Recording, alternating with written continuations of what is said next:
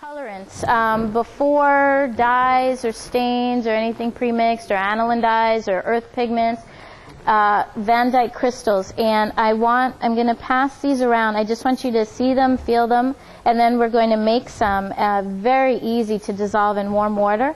Again, it's the interior of walnut shells.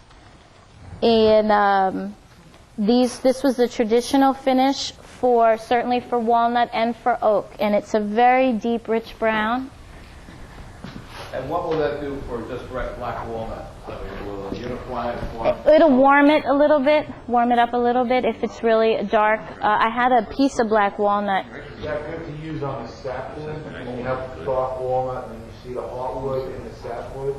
That would be more to taste if you were matching a piece in your home. If you like the color, you can use it on anything. Traditionally, it was used on walnut.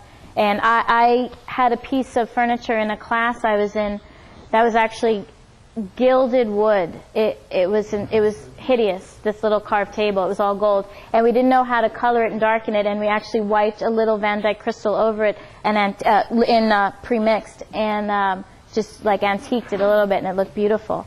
So so how we make this, and I will easily pass the bag around and you can see it. You can mix them for yourself. I encourage you all, if we have cups, mix it, try it as thick or as thin as you want. Will determine your color. There was that little stick was going around. Yeah, this is one coloration, and this may be concentrated. You could do more to make this black. You could do less to make this very light brown. So it's up to taste. And if you're matching something, very easy, because warm water, it dissolves relatively quickly. Almost like an aniline dye. Well, yeah, I mean the material, right? This is you'll see it. It's a little more like a little harder, like a flake. Oh, right. Yeah, as far as dissolving instantly, this feels different. You'll see it looks like a tiny, tiny shellac flake, whereas the aniline dye is very powdery. It's more like the earth pigments. Yeah. But, yeah, absolutely. So, shake it at a cup, and I would suggest mixing it very thickly first just to see the color, see how dark you can get the color, and then gradually add more water, lighten it, and just see I have a little lump in here, but I can still use it. I have a thin brush. So this is pretty concentrated. Dries quickly. Now, of course, we're using water, so again, grain issues. But I'm going to add a little more water, dilute this. Does that only come in water base? You only mix it in warm water. Only. It's not a universal thing. You can't put these in other products. It's meant as a period stain. So you're going to use this as your first step on raw wood. You can use it to in-paint a piece if you've got a scratch, and you can use it to touch something up, to color match. But you're not going to use this the way we're going to use the earth pigments. So it's not going to dissolve the same. How long does that remain viable? Once it's mixed, how long will it stay good for? Yeah, I don't think there's any problem. Yeah, depending on what is in your water. Now I've made this much thinner now can you all see that, with the amount of water? Wipe away. So, I mean, this is very simple. Just experiment, try it, have a little fun. This is very much a period finish. If you say using Van Dyke crystals, very impressive. If anyone wants to use this, go right ahead. This brush is convenient. Does anyone have any questions? I was talking to some people individually about aniline dyes, water-based dyes. But really, the dry time on this is 1 to 2 hours. So you should not be applying a second coat until your first coat is dry. And the biggest thing with finishing is very few people respect the dry times. Everybody is in a rush, and it makes a huge difference. I can't say that enough. Everyone's impatient. You're activating the coat under it. It's not adhering properly. It's not drying properly. It's all kinds of chemistry-based reasons. If you have to know the dry times. Dry times should definitely be on every container. of every product. If not, find out. It's the most important thing you can do. Second to dry times, the second most important thing you can do with any finishing is surface preparation. Most important. Planing your wood, sanding your wood, raising the grain. Before you do any finishing, your surface preparation is as important as, the other thing I will say is good tools. A good brush, good cotton, good steel wool. Wherever you skimp, it can affect your finish. So there's always issues of money, and if the piece isn't that important, you don't need the best products. When we get to French polishing, I have a mop here that's $25, this little, and this is very small. Right now, what we've just done, you can finish your pieces any way you want. Stain does not seal the grain. Anything we apply now will adhere. And you can choose your finish. We've done the first step, which is staining. Now we're going to finish. This really isn't finishing. We've just colored the wood. You really wouldn't want to leave your wood like this. It's open for all kinds of damages. It could be open to fading. So now you want to use a harder product. Also, when you put on your second coat, it enhances your color. It's not necessarily going to darken your color. So if you put your piece on, your color on, and you're comparing it to another piece in the room and it's too light, you may want to darken that color before you do your second application, because your second application isn't necessarily going to darken. It's going to enhance it. It's a big misconception. People think the second coat will darken it. It really doesn't. So you can compare after your first coat, and you may need a little black, you may need earth pigment, a darker brown. The best way to apply a water-based stain is with a sponge. Okay, and also, so when you're using alcohol or oil stains, a brush is fine, but for water-based, the sponge is highly recommended. It just has to do with absorption rate. What we're going to do, this is a good thing to do, because this we're really short in supply. We are going to start with liming, which is kind of interesting, and we're going to do that before shellac, because you may have a lot of questions about that. We need a bronze brush to open the grain, and we only have two, so you're just going to have to use it and pass them along. What you're going to do on your piece of oak that has been stained, or can be raw, it's fine, because we can use a black wax, and on raw wood it looks very nice. We're going to open the grain aggressively. So you go only in the direction of the grain, and you really are going to aggressively open the grain. And we don't have a little tack cloth, but if we can kind of, clean off any dust, sawdust we may have. This is a necessary step in liming. We're agitating the grain, we're opening the grain. This is going to help any of our decorative waxes now really sit in the grain, and your colored stain on your surface will show through. So we're going to move that, and just in the direction of your grain and on a hardwood. So it has to be oak. If you have mahogany, walnut, that's fine. Oak is ideal for this. And I have extra pieces, and I recommend people do 2 and 3 different ones. So if anyone wants, I'm just going to keep 2, but there's more, because we have. Why do you have to use the bronze brush?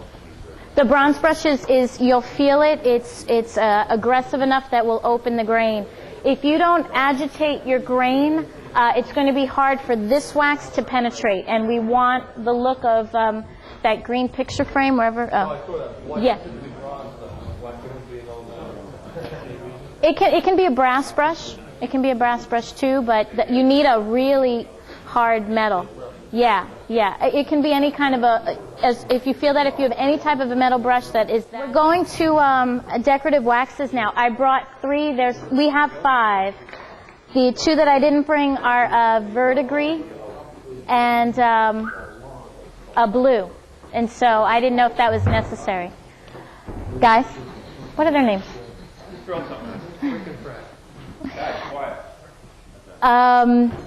This is the liming wax. Has anyone ever used liming wax or heard of it or interested in it?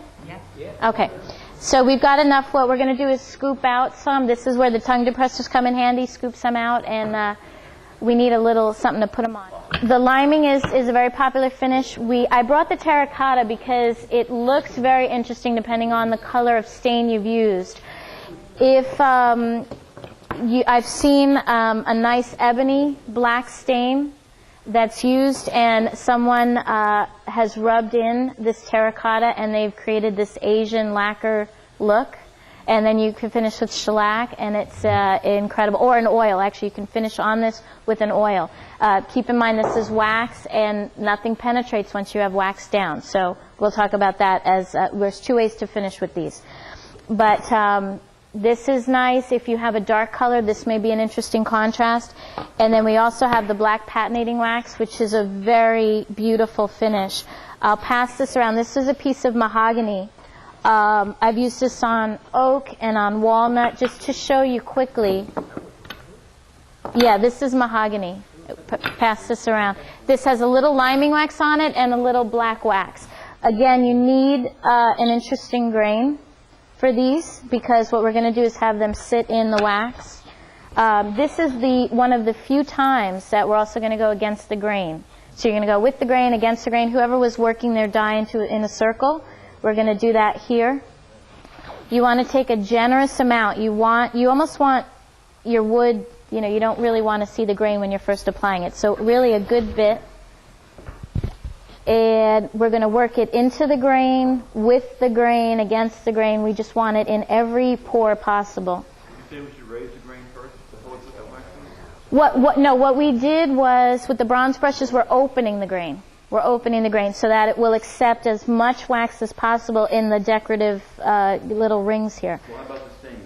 The stain, yeah, did some people raise their grain? No, but I will. Yeah, it's what I wanted you to see is the difference. I wet some wood. Some people raised the grain. We're opening the grain with that. He's talking about raising the grain. Yeah, so it's two different things. The first step with a water-based product is your grain is going to be raised with that product. So you raise the grain, then you stain? Yeah, you wet your wood, let it dry, sandpaper, gentle sandpaper, and then you pre-raised your grain. Then you go with this. You can do 400, 600. It can be fine, gently. You'll feel it cutting down your nubs. So.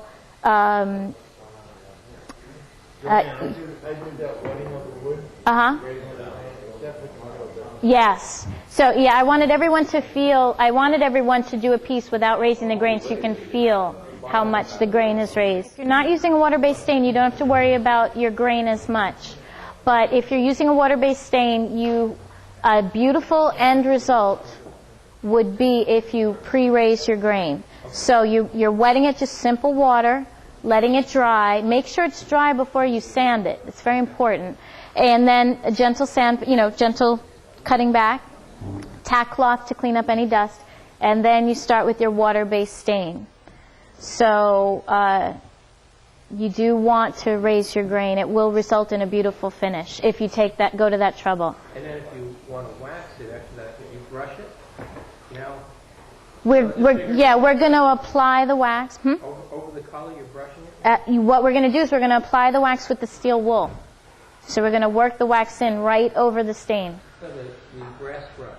Oh, I'm sorry. I'm talking regular wax. This is a specialty wax. Right. So if you're using a specialty wax, you only want to use these waxes if you have a hardwood. If you have pine, this is not going to work. So you can try it. If anyone has a spare piece of pine, you can see your result, and it's not going to be ideal. But it's a great way. This is where you want to experiment, make mistakes, test it. This is the best way to do it. So try it on a piece of pine. We've stained it. We're using the bronze brush to open the grain. Yeah, ideally open your grain before you stain, just because you're gonna get some of your color. Raising your grain is going to be first, and then when your wood is all dry, and that's your prep work, and now you're going to your finishing. And part of that is opening the grain. You don't have to. This will still work without it. You get more intense. What we're doing is we're agitating the grain enough that the wax is really going to penetrate and give you a nice contrast. I have done this without that brush, and you still get the effect. I mean, the grain is large enough that wax is going to adhere into all these pores. We're really helping it along with that brush. Oh, very nice. Now this may be what I wanted. It could be, it may not be. I may need to match this to something. It may be a little too black for me. So if it is too dark and I want to lighten this a bit, wax will activate wax.